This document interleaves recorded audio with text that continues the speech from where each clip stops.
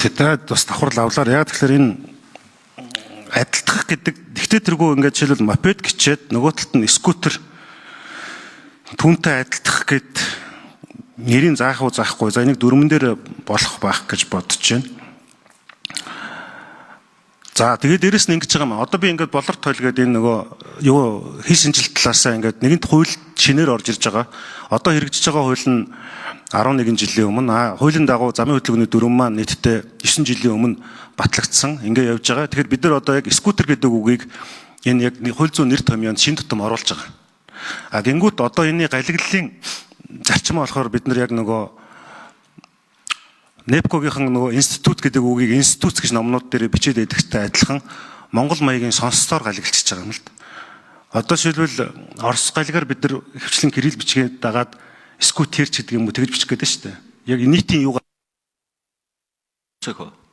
За Эрдэнэ улд гишүүний микрофоныг гүйцээгээд өгье.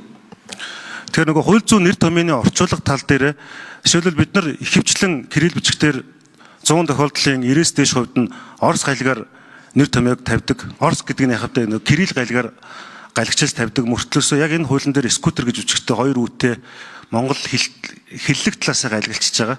Тэр ер нь яг энэ яг зүгээр зөв үү? Зүгээр тодруулж асууж байгаа шүү. Тэгээ энийг та нар яг ингээ хэл шинжээчтэй ярьсан уу? Яг энэ яг одоо скутер гэж хоёр үүтэй бичих нь зөв үү?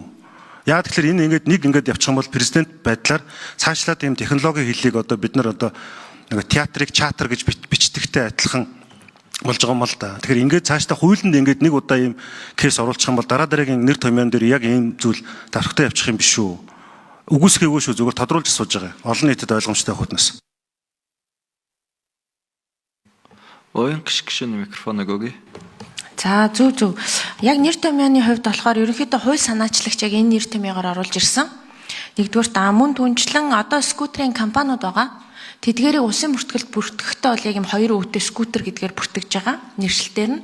Мөн түнчлэн яг энэ нэршилтэйгээ холбоотойгоор хэл шинжлэлийн хүрээлэнгээс бас алтан бичиг саналыг нь авсан юм байлээ. Тэгэхээр одоо ингээд цаашдаа нэгэнт хуулинд ингээд яг өөр хуулинд бол энэ нэр томьёо орж ирээгүй.